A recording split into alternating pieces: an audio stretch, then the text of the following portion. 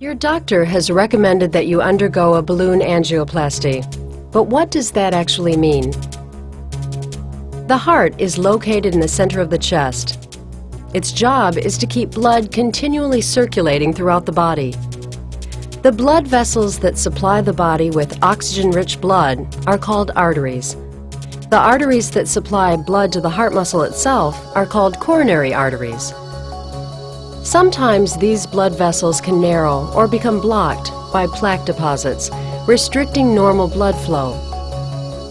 In simple terms, a balloon angioplasty is a procedure used to increase the amount of blood flowing through the coronary arteries.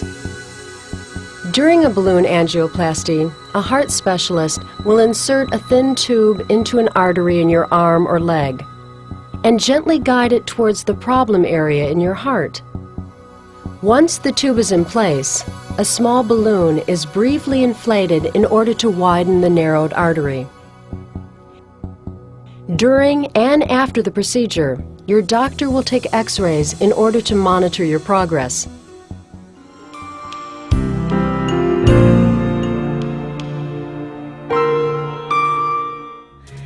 In some cases, patients will decide not to have a balloon angioplasty, simply out of fear.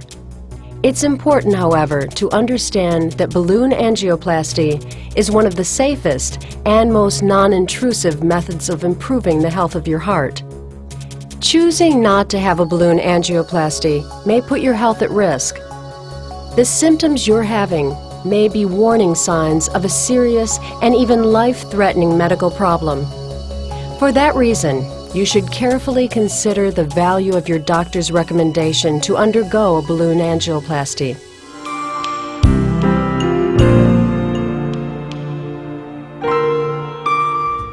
On the day of your operation, you will be asked to put on a surgical gown.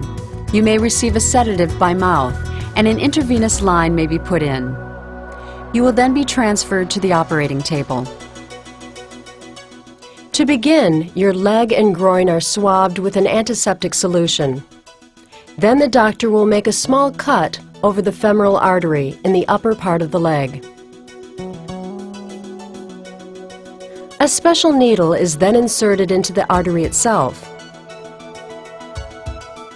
Then a guide wire is carefully passed through the needle and gently pushed into the artery and upwards towards your chest.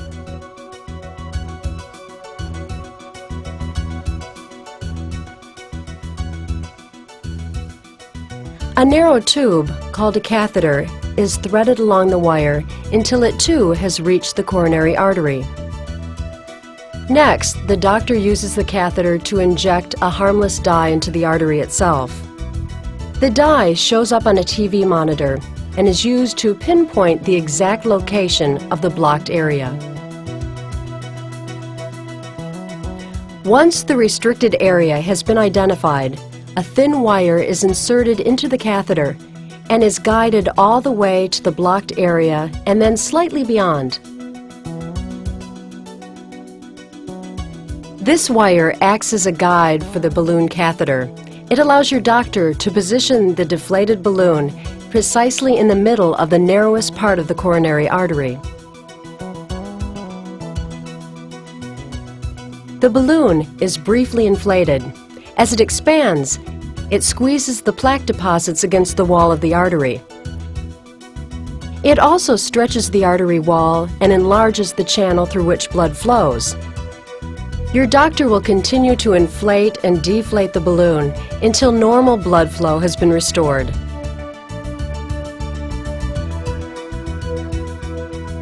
Finally, after a thorough investigation of the region, the catheter and guide wire are withdrawn.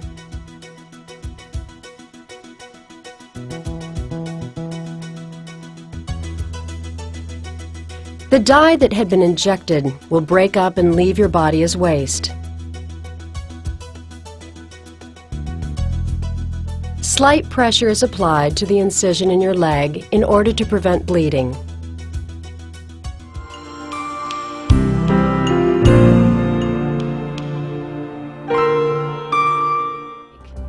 Balloon angioplasty only rarely leads to complications. Possible problems include infection or bleeding from the incision where the catheter was inserted. In very few patients, the body can react negatively to the chemicals in the dye. As with all heart procedures, there is some risk of injury to the heart or circulatory system, and even death. But balloon angioplasty is one of the least invasive and least risky of all cardiac procedures.